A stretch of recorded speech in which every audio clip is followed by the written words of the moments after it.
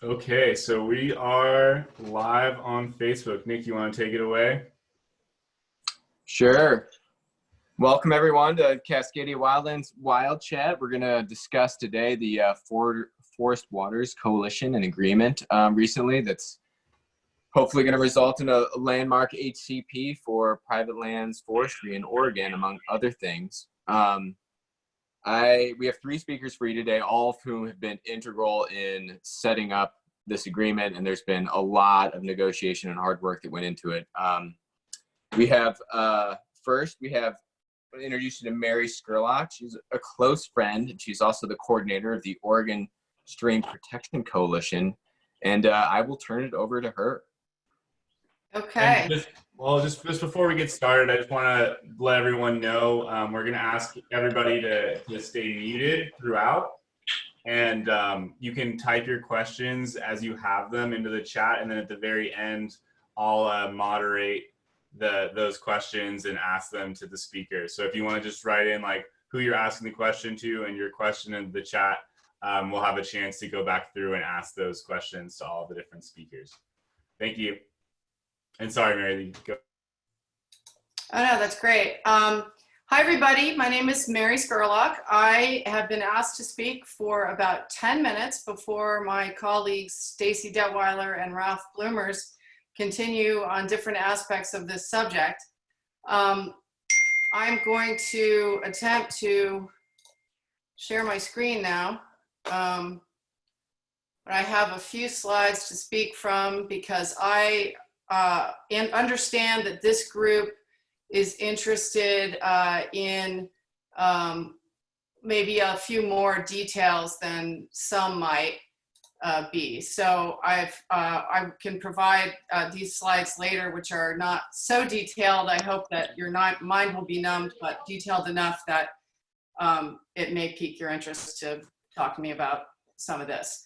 My little subject here, my piece of this is looking back, because most of my career is behind me at this point, and I have been involved in and out of the issue of reforming private forest practices, stream protection rules for about 25 years. And so as I dovetail into my retirement next year, I've actually been looking back at this subject a little bit. So I've got about 10 minutes to kind of talk to you a little bit about what it's looked like to me from the perspective of someone trying to get change, and also a more leisurely look back as we move into a phase of trying to negotiate policy change in a collaborative way with the industry under an agreement that is the first that we've seen in Oregon like this. And I think that it's smart for us to look back at history to get a little dose of the reality that we've come from, and maybe steel ourselves for some of the things we may see in the future.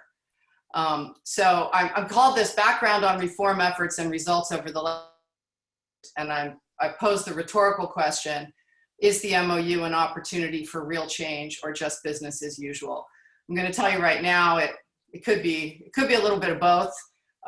We want it to be an opportunity for real change, and I think I'm going to leave that to the next two speakers to talk about how we make the most of that. But looking back, and I've given you a few loaded bullets here. Basically, in the early 1990s, when I came into this issue and we were heating up to the Northwest Forest Plan, there were a lot of things happening that appeared to support, strongly support, significant changes to private forest regulation in the name of aquatic ecosystem protection. We had major protests happening down in the redwood forests in California. We had ballot measures down there that had a lot of support, although they were defeated. We had numerous reports coming out, one after the other. It seemed like every day something new was happening. We had salmon at the crossroads with 214 stocks at risk. We had the federal reports that led to, that followed on the terrestrial spotted owl analyses to add in an aquatic component about salmon, and how there was not possibly going to be an ecological fix to the problems that salmon faced without addressing private lands.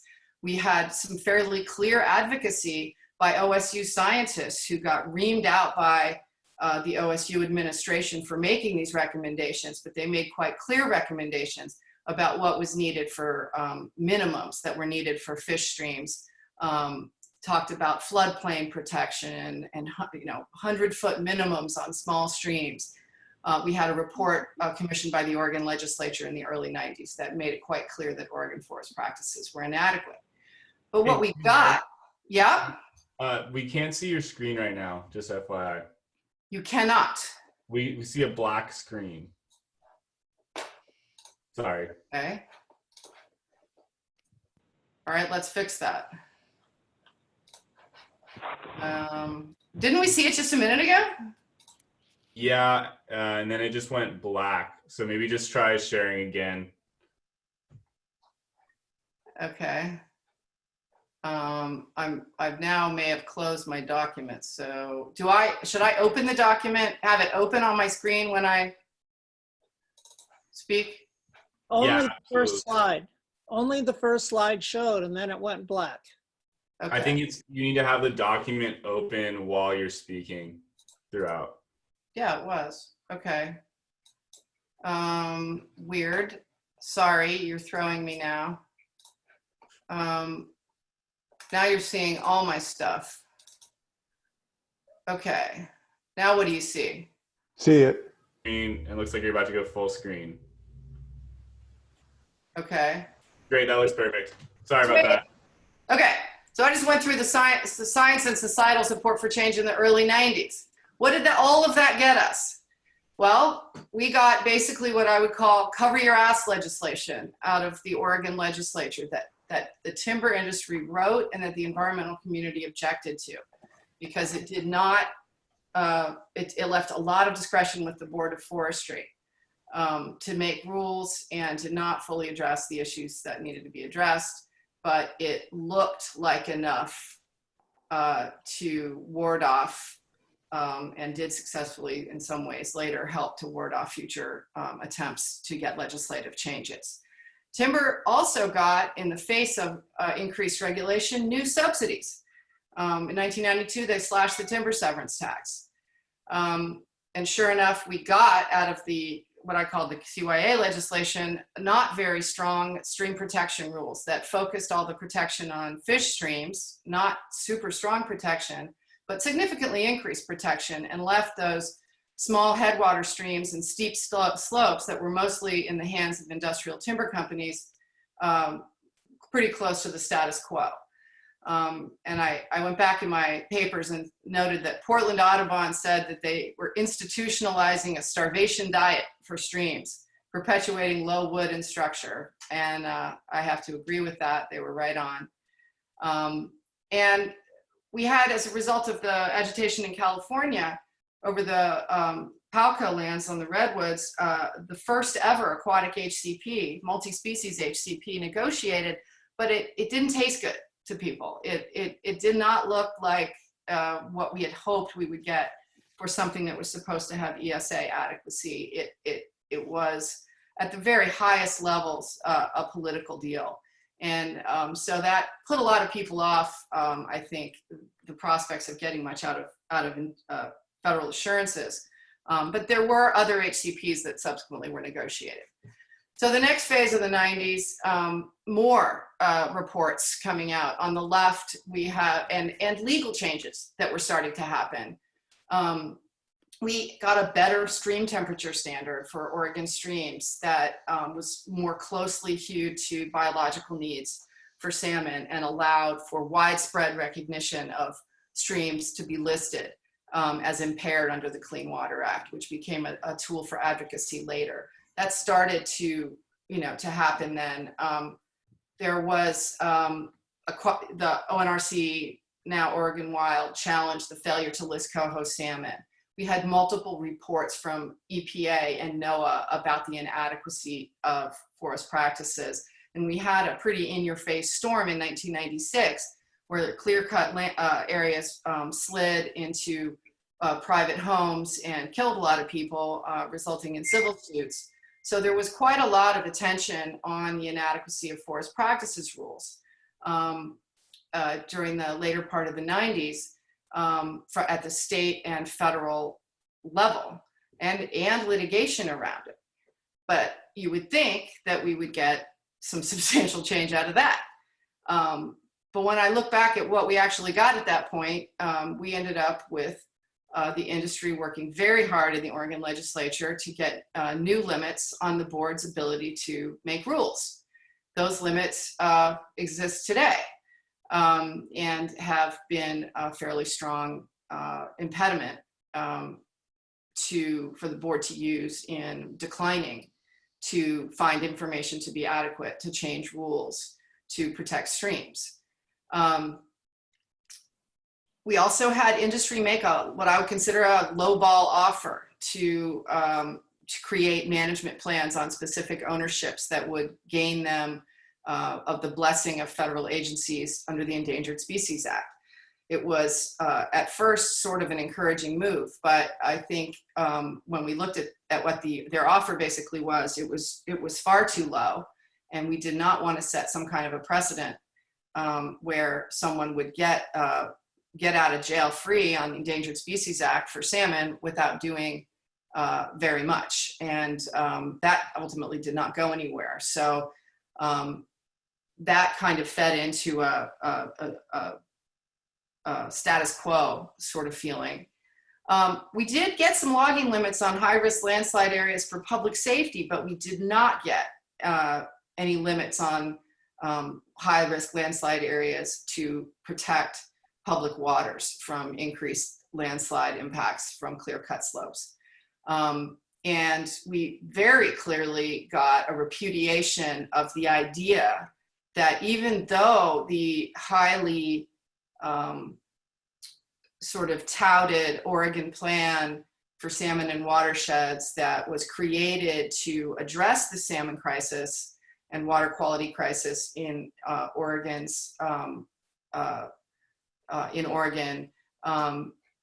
the idea that the provisions of that plan would request and gain approval under the Endangered Species Act as being consistent with recovery for ESA species as a formal matter was really rejected in the context of forest practices. We actually had a whole back and forth where MIMS proposed what they thought Oregon forest practices would need to be like to be enough for endangered salmon, and that created basically a sort of clear policy that that wasn't what we were going to try to do with forest practices, because it was going to be too onerous for industry. And during this time, we finished the job of phasing out the severance tax, which created a further subsidy to industry. So that gives you a flavor of sort of what the dynamic was like. It was not favorable has not been favorable to conservation interests in this forum, where the Board of Forestry has the sort of authority to create the rules, and there's very little interest in the legislature in babysitting the board, rather sort of allowing that agency to be captured by industry and to make very small changes to the status quo over a long period of time. So over the 20 years following all that new science and social, I would say, pulling of the social license to do what was being done in Oregon forest, public and private, we ended up with very, very few significant changes to the stream protection rules. And they're listed here.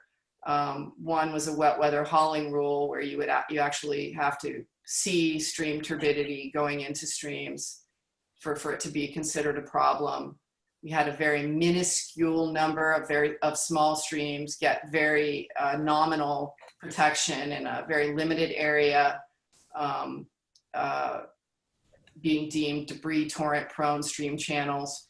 And that effort was, I think, designed to look like we were doing something to address the problem of headwater streams not receiving any buffers, but not actually doing anything.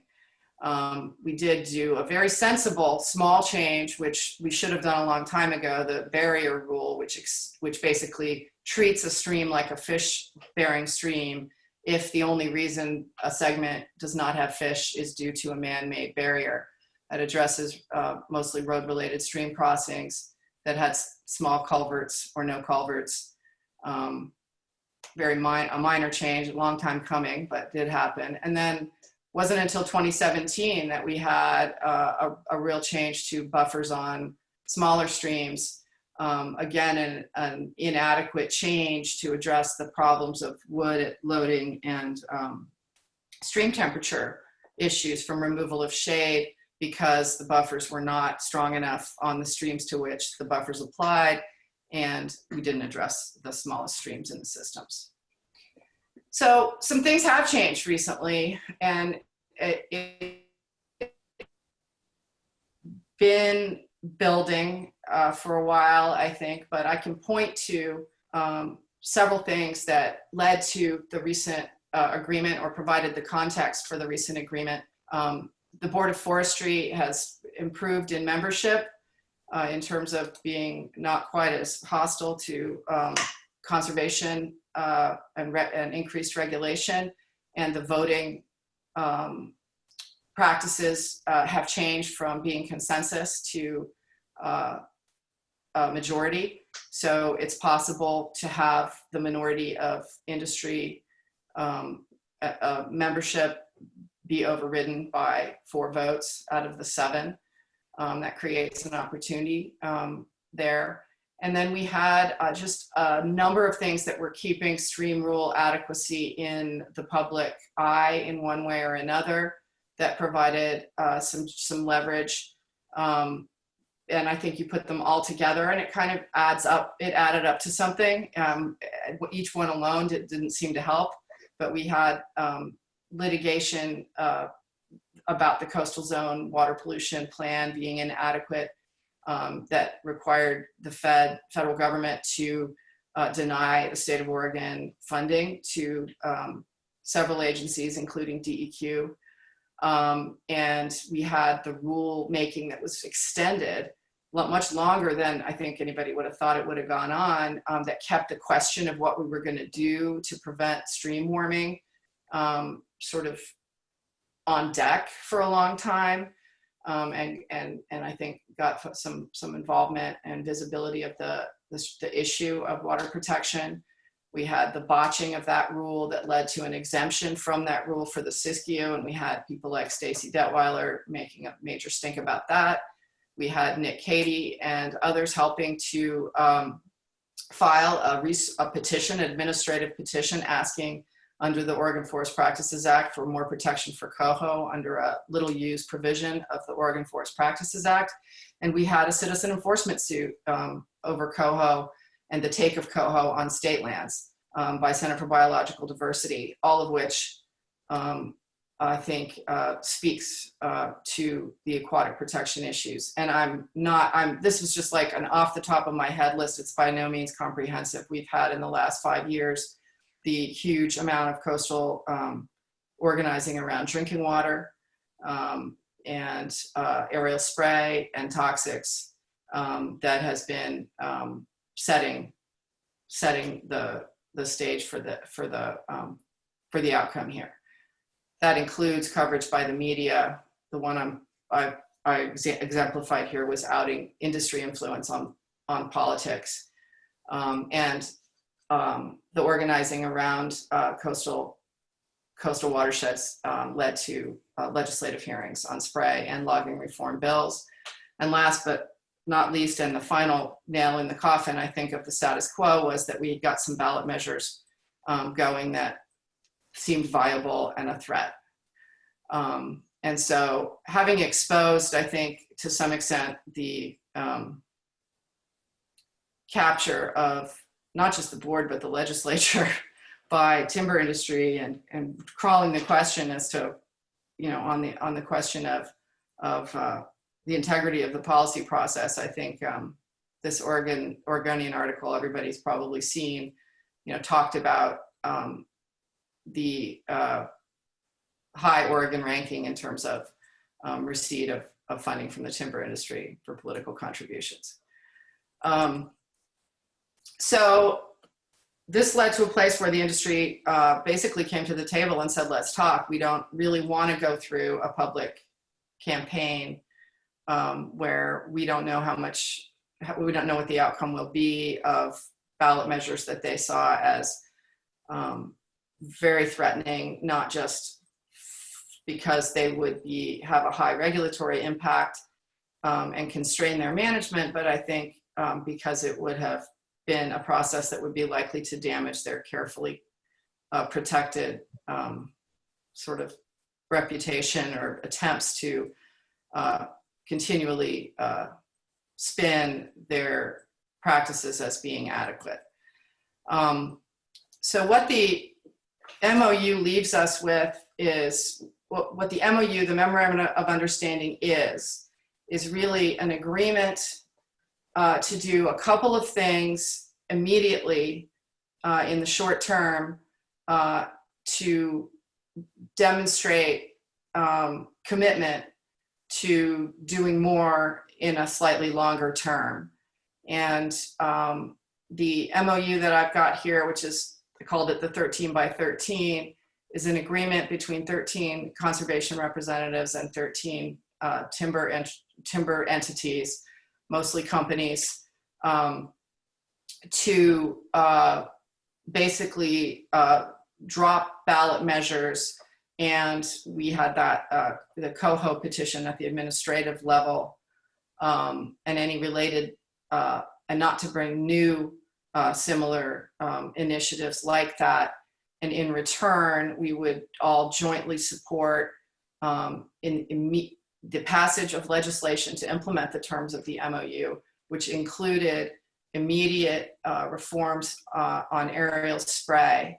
The vast majority of the legislation that passed in the June of 2020, which we tried to get earlier, but were foiled in the walkout in the earlier session, but we're able to get in the special session, is about the aerial spray real-time notice system, which is an opt-in system for folks. And I'm not going to get into the details of that here, but it's a significant change to the ability of folks to find out what and when aerial spray will take place near them. And the substantive change is the 300-foot buffer from homes and schools, which is an increase from 60 feet buffers, and a 75-foot minimum buffer for small non-fish streams as a spray buffer, a spray setback. And then also the only thing we got substantively on logging buffers in the near term was to extend the 2017 rule that I call the cold water protection rule, or the salmon, steelhead, and bull trout rule, to the Siskiyou region. And that has to take place by 1/1/21. Other than that, the main thing we've got going is the mediated process is what has been committed to and funded, and that is intended to, at this point, involve 12 representatives and as many supporting cast as the representatives deem necessary over a period of 18 months. And the goal is to forge an agreement around a quote-unquote final plan that can support application for a habitat conservation plan, which means that we will apply to the federal oversight agencies for that govern the fish and wildlife that are covered by the plan. And while the list of species that will be covered by the plan is really going to be part of the mediated process, it is clearly going to include salmon, steelhead, and bull trout, and may include other stream-dependent amphibians and terrestrial wildlife. And that will decide, which agencies need to see this plan. But fairly clear that it will be involve both Fish and Wildlife Service and National Marine Fisheries Service. If there is an agreement, then legislation will happen, and we will get as far as that legislation gets us toward an HCP. If we do not get agreement after the pendency of that plan, then we will go back to, as we were, I guess, in my mind, to employ non-collaborative approaches to this particular subject matter. And I've not got all the details in here, but that's a thumbnail of the MOU. So I'll quit there and let Stacy take over. Yeah, and I'll hand it over to Stacy Detweiler, who's the Conservation Director at Rogue Riverkeeper. Great. Thanks, Mary, and thanks, Nick. Let me just get my screen up here.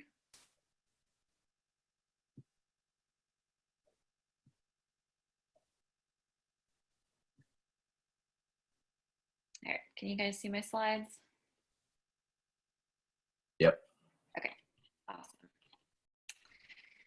I'm the Conservation Director for Rogue Riverkeeper based down here in Ashland, Oregon, and we're a nonprofit organization that works to protect and restore clean water, native fish, and healthy communities in the waters of the Rogue. And I'm going to kind of build on that great background and context that Mary gave for kind of how we got to where we are now, and talk a little bit about what we kind of see are some key areas to change and reform and opportunities to improve to better protect Oregon's forest waters. And to kind of call back to something that Mary mentioned before, there's been a really well-documented history of all the problems with our state law, the Oregon Forest Practices Act, and where it really fails us on public health, the water quality, and endangered species. And I just pulled out here, I won't read it, but just to kind of emphasize some of the key areas. The Environmental Protection Agency and National Oceanic Atmospheric Administration, NOAA, back in 2015 basically said that our coastal plan or non-point source plan was not adequate, largely due to the failure of our state law to have forest practices that protect clean water and fish. And some of the key areas that they pointed out were forest roads, stream buffer standards, which Mary mentioned, which basically is relating to how close timber companies can cut to streams, high-risk landslide areas, and then stream buffers for aerial pesticide spray. So those are some of the key areas that, at least from my perspective, we're still kind of figuring this all out as a group, will be really important areas that this 18-month facilitated process will focus on. And I just wanted to kind of give a concrete example, because I think it's just helpful to understand some of these issues with a specific case, and certainly something that Rogue Riverkeeper has been really focused on the last 4 years, are stream buffers, which you have kind of an aerial view there down at the bottom. That's the South Fork of Big Butte Creek in the Rogue watershed. And you can see the clear cut and the trees next to the stream. And basically how close timber companies cut to streams is really important, because if they cut too close, you're reducing shade, you're increasing the potential for sediment to get into the waterway, you're reducing any large wood that would go into the stream that creates important habitat for salmon and fish. And the really interesting thing here is the comparison, which, thanks to Mary and the Oregon Stream Protection Coalition, has this great graph here that just shows how far behind Oregon is compared to our neighbors north and south. The blue is the no-cut buffer, and then the green bar represents variable retention. So there's different rules based on location and a lot of other elements for how much timber can be harvested, but timber is harvested in those areas. And so you can see here, even at the bottom, that SSBT, which refers to the salmon steelhead bull trout rule that passed in 2017, Mary was referring to, is a modest improvement. It essentially added 10 feet to those streams that are supporting salmon, steelhead, and bull trout. But it still lags significantly behind Washington and California, both that have fairly thriving timber industries. A lot of companies that work in those states are also here. So just to kind of emphasize that there's a lot of room for improvement, and this is one of the key areas that, at least for Riverkeeper, we plan to focus on. And as Mary mentioned as well, one of our immediate kind of wins, if you will, or benefits from getting this agreement moving forward was the application of that SSBT rule to the Siskiyou region, which is most of the Rogue watershed. Our region had actually been left with that weaker, less protective, smaller buffer standard since 2017. So we've been fighting really hard for that. It's a really modest improvement. There's certainly a lot more to do, but just to kind of emphasize those small incremental changes and why this agreement in a way is really precedent setting and could open up a lot of opportunity for change. So what happens next? Mary kind of covered the basics of what the MOU does, and we're kind of looking at this 18-month process to develop this statewide habitat conservation plan for aquatic species. And that's essentially a long-term land management plan that would be approved by federal agencies that's designed to protect endangered and threatened species, aquatic species in this case, which is referred to often as an HCP. An acronym to get familiar with in the next 18 months. And the ultimate goal of that would be passing legislation that would codify that habitat conservation plan and get approval from those federal agencies. So as we're moving into this stage, thinking about aerial pesticide spray, stream buffers, forest roads, landslide, high-risk areas, all that will be on the table for the negotiations. It'll be really important to have outside pressure, keeping this process in the public eye and as transparent as possible.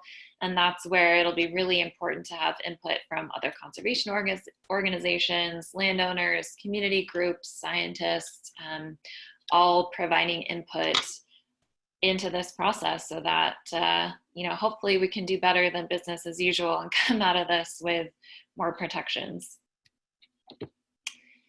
And just to kind of focus on what you all can do now, we're kind of just embarking on the start of this 18-month process. So there will be a lot more information from our groups moving forward. But right now, joining our email list to get updates.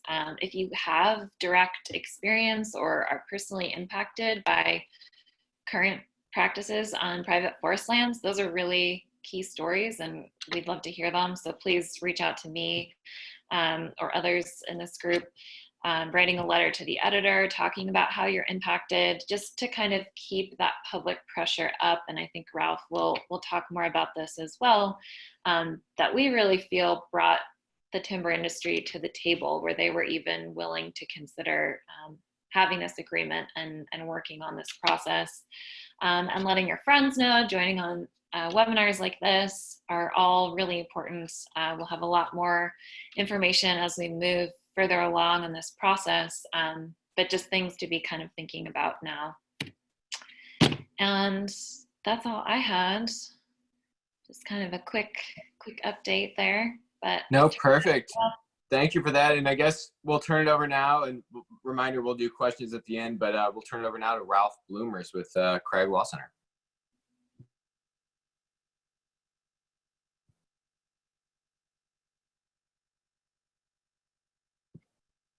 Ralph. Hello there, everyone. And I am going to do the same and share my screen. And I'm going to share some creative work. I see Michael Sherman on the Zoom. Hi, Michael. Michael's helped with some of this. And all of this work is informed by deep research and listening to local communities for decades now. For me, I'm approaching my second decade doing this work, and since I started CRAG 20 years ago, we've been receiving calls from folks who've been affected by aerial spray or have had their spring boxes affected by depleted water, or I've met water managers, and we know a lot of the science, right? And we know how to talk to each other about that. But I think that sort of more recently for me, in addition to helping with the policy and with the negotiations and with the development of the ballot measures and assisting on litigation over many years, I felt that, you know, we can collectively do more to communicate beyond our own basis of support. And so what I wanted to do is share some of that research that was done about what Oregonians beyond those of us who care really deeply, what they're thinking, how we can talk about this work, some of the really good media coverage that has occurred recently on just sort of the systemic and structural issues that we face, money in politics, elimination of the severance tax and the hole that's left in rural communities, and how we can amplify that work and how you all can play a role in amplifying that work and carrying this forward so that, you know, what Stacy and Mary described as this next step that we've achieved is the best next step that we were able to achieve, but that there's many next steps, and we're going to try to keep the momentum up to get, you know, to get more as we move forward. So let me share some of that right now. And I think this will work if I just share the presentation. So when a lot of us think about the forests and the water, you know, we think about the fisheries, we think about the interconnected nature, but a lot of Oregonians think our water comes from a reservoir. And so one of this word that was kind of coined is forest waters. So we don't have to talk about watersheds. We don't have to sound technical. We can just say forest waters. 80% of our drinking water in the state of Oregon comes from forested watersheds. So we went with forest waters for that reason. And when you talk to Oregonians, you know, they actually start with green and tranquil and peaceful and emotional associations about forests. That's what comes to mind. That's what rises to the top. A few of them will mention logging timber or Christmas trees, but that really it's hiking and the peacefulness that they feel, the mountains, the wildlife, the beauty, and that is pretty universal. And those are our shared values. So I think that one of our strengths is coming from this place of shared values and leading with that. And when you look at and you talk to Oregonians, they say, you know, protecting habitat for fish and wildlife is in the top 3, and recreation and storing and transporting drinking water and clean air, and then you know, good paying jobs and timbers on down the line. At the very bottom, you'll see storing carbon to slow climate change. That is not a strong point for us to talk about. Interestingly, the OPB and the Oregonian got a hold of some of the industry's polling, and this is a lot to read, but just without trying to read it, at the last sentence of that top paragraph there, voters who have immediate family employed in the timber industry or employed themselves oppose aerial pesticides as the same rate as voters overall. So when they were asked about aerial spray, they felt that it was bad for the environment in equal numbers, whether they worked for industry or not, 55%. And they also felt it was unnecessary in equal numbers at around 57%. And I think that's one of the things right there that largely brought industry to the table, was that their fear of their vulnerability around aerial spray. So that's an area where we're strong. And one of the things we can do is continue to elevate this message about this harm, whether it's hurting the invertebrates and the bugs that are feeding the fisheries in the Mackenzie River, or getting into water supplies. And one of the big gains that we got in the recent legislation was that we got, you know, what we never had before, which is buffers around all drinking water intakes in the state of Oregon, and buffers around all rivers and streams when before there was none on smaller streams, and things around homes and schools. And I know that people still want to move for an outright ban on aerial spray and even an elimination of these chemicals. And that's still a possibility in the future.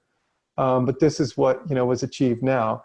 So what this looks like is taking some of this coverage in terms of communicating it out to the world, is having short films that tell it, and taking some of the coverage, for example, from the Oregonian and OPB, and magnifying it and elevating it to the points that it makes and repackaging it. On protecting fish and wildlife, I mean, we all know what logging looks like, and it causes not just big landslides like Oso that bury communities, but just thousands of smaller landslides that deliver sediment into streams, where we have, you know, coho and steelhead and chum. And so what you'll see is Cascadia Wildlands and all its allies, Klamath-Siskiyou Wildland Center and others that are not conservation groups, will continue to tell these stories of real people. And here's one that I'm going to play for you that is not public yet, but will be soon.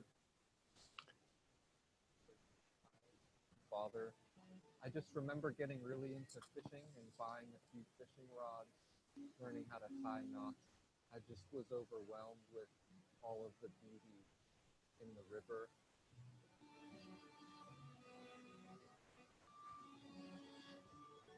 Fishing is sort of the vehicle that gets me to these places, but the reason why I love it so much is because of the nature surrounding it. One summer I thought to cross the river, and when I went up this small creek, I came across a beautiful waterfall. I put my fishing rod down and I scaled the side of a rock wall, and when I popped through a few trees where there should have been thick forest, there was just destruction.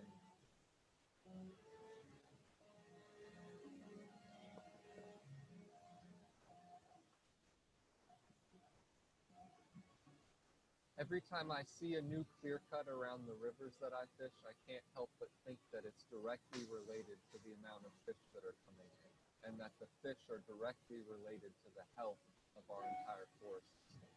I've heard from a lot of elder people around here that you used to be able to wade in the river and there would be fish swimming past you through your legs. It's hard to catch fish these days. If we want clean water and fish in our future, we have to reimagine our logging practices.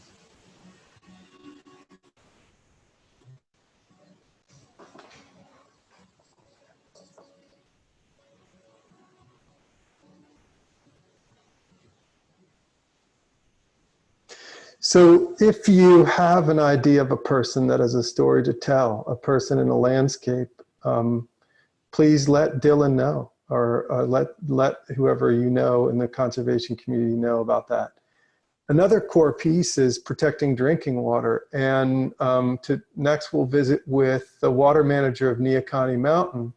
But what we've seen is, you know, scientific studies that tell us 50% less water is produced in a clear-cut forest. And the question is, how do we convey that to the public in a way that they can take, because they aren't going to read this scientific article. And they're not going to understand a headline like summer streamflow deficits from regenerating Douglas fir forest in the Pacific Northwest. So what we're trying to do is take it and make that real for people. We can't make more water. And so you have essentially an infographic that takes that scientific study, is grounded in that science, and turns it into something that makes it real for people. So another person that can make it real is this fellow.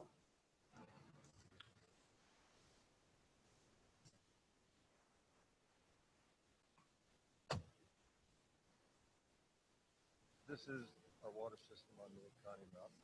Look around, undisturbed land hasn't been cut, developed for 100 years.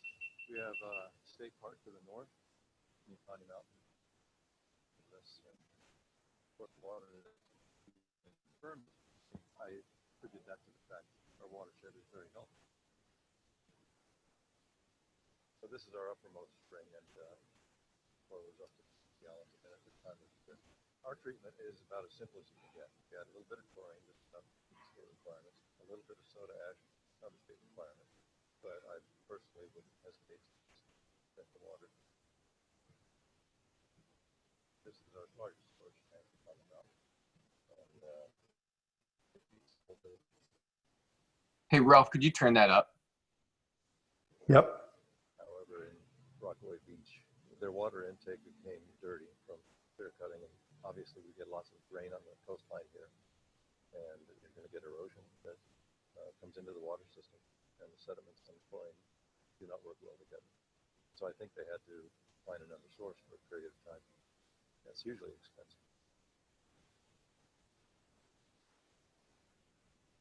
I inherited a job here that I guess I'm very lucky that this watershed is intact. It's functioning as a watershed should, and we're getting clean water out of it.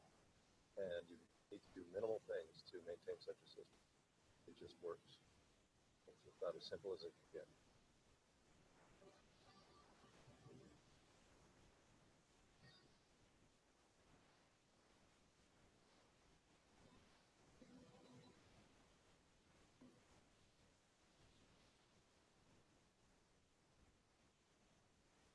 So we also have some that contrast, of course, water systems that have been harmed, but I showed you one that's functioning really well because it's important for people to see that. And then the other piece that I think is important, and a lot of people would agree with this, is, you know, what's the solution? We all use and enjoy paper and wood products to some extent. We're probably trying to be more thrifty about that, many of us. But this piece about sustainable forestry, made by one of Cascadia Wildlands' longtime volunteers and someone who's an excellent filmmaker. And this has been quite popular. We have shown this on Facebook. 100,000 folks have watched it.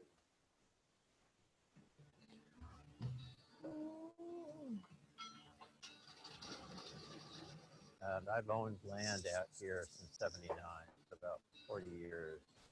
We've been living out here, managing a growing acreage of forest land along Chickahominy Creek in Walton, Oregon.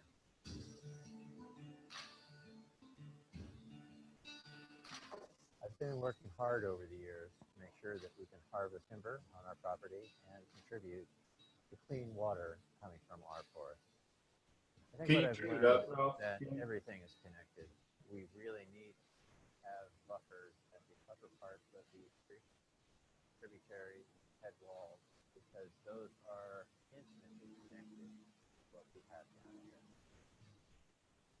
here. So I'll wrap it up here, but I think the other piece is the need for systemic change. Too much money in politics, great stories by the Oregonian, award-winning.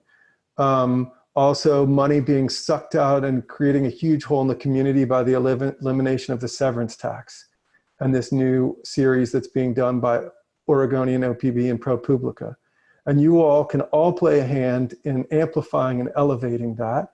You can play a hand in amplifying the short films, the infographics, and sharing that stuff and following that stuff, whether it's on Cascadia Wildlands page or on Green Oregon on Facebook, which is the hub for it all.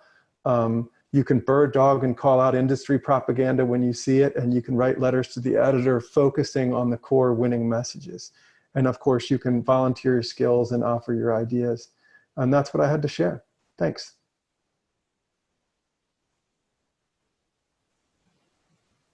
Awesome. Thank you, Ralph. It was great. Yeah, I think we'll open it up for questions if anybody has any about the messaging efforts, the Forest Waters Agreement. I know we've gotten a lot of feedback from our kind of members and supporters, and we'd love to field any of those questions now.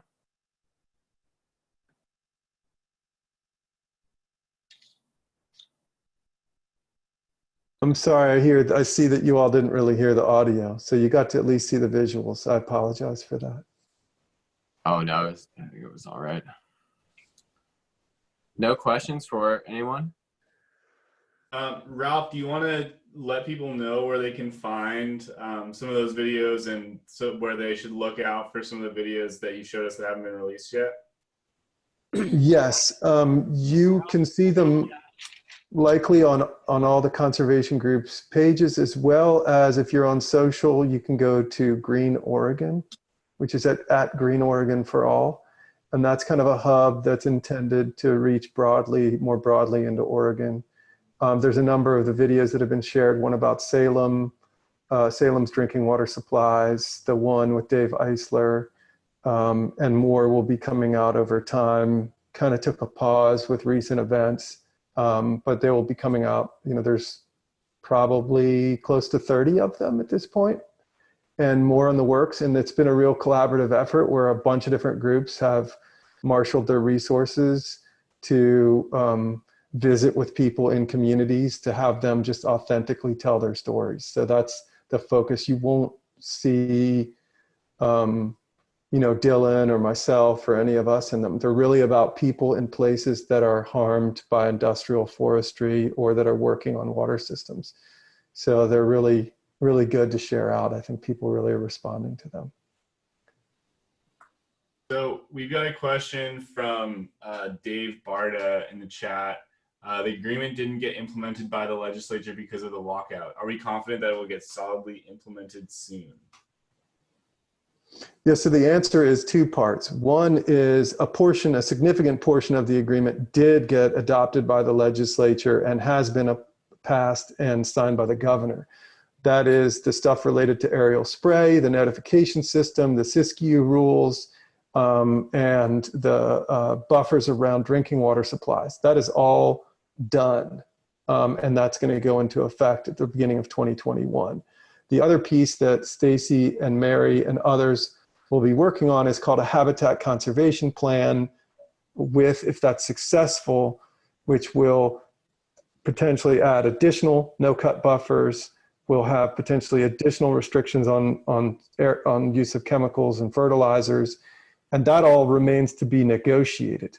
And if that's successful, that will then lead to the adoption, most likely, of this habitat conservation plan, which would include additional statutory enactment and changes to the Oregon Forest Practices rules. So part of it, a significant part, remains to be seen and negotiated. One key question I have is, are we focusing only on private lands, and what about the lands that are being managed by the Oregon Department of Forestry? Mary, you could jump in on this, but I'm pretty sure the answer is that a lot of people are focusing on the Department of Forestry lands, which is about a little over 750,000 acres, including Nick right there, and the Elliott, and lots of other organizations are trying to get the Elliott protected. People are advocating for, under the climate executive order for the state forest, there to be a pause on old growth logging and more carbon storage occurring there. There's a lot of people coming at that a lot of different ways. But with respect to the habitat conservation plan, Mary, maybe you can, and Stacy, you can speak to this. My understanding is that if that does result in the adoption of changes to the Oregon Forest Practices Act, that will pull along state lands, because it will become a floor for state lands as well, Trig. But thank you. Mary and Stacy can add and tell me if I'm wrong on that. You're muted, Mary. You're good. The state lands HCPs are happening under two separate processes for the Elliott and the Western Oregon, but they are further along in their development. And so in some ways, the state lands HCPs will be setting a bar in terms of some of the analysis that's done around the adequacy of the measures that are proposed on state lands. I don't expect them to be the same, but there's going to have to be some reconciliation there. So it could be the state lands plans that will pull the private lands plans along, and that's kind of what happened in Washington State when they did their private lands plans. I think that we ended up with a higher bar being set, largely because we already had quite a high bar set on the state lands, and they would have had to have quite a justification to go too far under that. So we got a question from Michael Sherman, who's one of he's a Cascadia volunteer and one of the producers of the last video that we saw. Of the video and media that has come out, what has resonated the most with audiences, and why do you think that is? Stacey, I know you haven't answered a question. Is that something you might be interested in taking on? That's probably best one for Ralph, since he's been kind of focused on that more than I have. All right. In terms of a rigorous analysis, don't have that, but I can tell you a couple anecdotes that are interesting, right? I mean, it was never my intention or our intention to target necessarily particular audiences, but I can tell you that a number of people with Timber Unity badges really like Dave Eisler. And that's quite interesting. And while there's a lot of problematic elements in Timber Unity, I think that there's also a need to try to reach and offer an alternative narrative than the lies they're being offered. And so I would say that that's pretty interesting that some people think it's compelling to see a forester saying we need to take better care, or we need to also take care of our rivers and streams. I think there's some great value in that. Then in terms of that, that's been the most popular one, and a lot of sharing and a lot of people saying, right on, this is what we need to do. So I think that that's an important lesson for us to continue to offer, a just transition or solutions, as well as pointing out the problems and the harms. Can I just say, we've got like a conversation going on in the chat, but I just want to have it for our listeners on the phone and for anyone who comes back and watches this video later. Francis was asking, are there any additional logging buffers on streams beyond just for spray buffers? Stacey? Yeah, you can take that one, or Mary can jump go ahead. Basically, what we got in the MOU was that applying that SSBT down to the Siskiyou, so really not new, and still, the science shows, EPA analysis shows that the size we're talking about, the 20-foot no-cut, 60, 80-foot variable retention on small and medium fish streams is still not enough to meet stream temperature water quality standards. So that's something, at least for Rogue Riverkeeper, that we're going to work pretty hard in this negotiation process to push for stronger buffers there. And so like small streams maybe that have no logging buffer, right? That's still going to be the case. Well, not with an HCP. Well, oh, good. The HCP will give a buffer on small streams? There's no way that the feds would give an HCP without one. So, I mean, there's just no that wouldn't be legally defensible. Okay. And there's a possibility, although not a certainty, that as a result of spray buffers, that will make it operationally challenging, and then those areas will essentially become de facto no-cut buffers because they won't be able to be managed with spray. So there's that. In terms of Alan's question, just sort of transitioning straight to that in terms of, who's in charge of enforcement, it's a problem, Alan. You're totally right. And that's something that Lisa Arkin and Beyond Toxics has tried to really highlight. Before, it was a problem where, individuals were notified that there would be spray at some point within a year out of a bucket of 25 chemicals with no immediate notification in any real form to be able to test for something that is ephemeral, right? And that you need to know what the hell is being sprayed so that you can test for it. And without knowing it, you can't test for it. Well, now, even though, of course, people still want to get rid of aerial spray and know that it's harmful, they will now be able, in a better position to test for how it moves through the system. They will know before it happens. And I think Beyond Toxics' intent is to create a better ability for people to prepare for that and trace that, and then hold the companies doing the spraying to account if it does get transported into their water systems. I know that's not very much comfort for people living in it. They just don't want it. But at least you now know you can potentially have the ability to track this awful experiment. And maybe Frances is sort of nodding her head a little bit on that, which I appreciate. But that's my best answer to you, Alan, is that you'll have better information to try to hold them to account than you ever had, and and much closer to in time to when it occurs. Great. So it looks like we're just approaching the top of the hour. So I just want to say thanks again to all of our speakers, Ralph, Stacy, and Mary. Thank you all so much for talking. And I just also want to encourage everyone to join our next webinar, next WildChat, on August 11th. And we'll be talking more about the impacts of logging on municipal waterways and access to fresh water, and some other avenues that organizations, including Cascadia, are taking on addressing this issue. So yeah, thanks again, everyone, for tuning in. And I'll send out a follow-up email with some additional links, like the ones that were included in the chat, as well as links to some of the videos that Ralph shared with us, so that everyone has a chance to watch those again, and can share them out on their social media channels, and make sure that folks can really see that powerful kind of creative content to tell this story. Alrighty, and if Stacy and Ralph and Mary, if you all are comfortable with it, we can talk about this offline, but I can share your contact information so that people can ask questions directly. And you're always welcome to, if you have additional questions, to send me an email. So thanks, everybody, and have a great night. Thank you, Dylan. Yeah. Thanks, everyone. Thanks, you guys.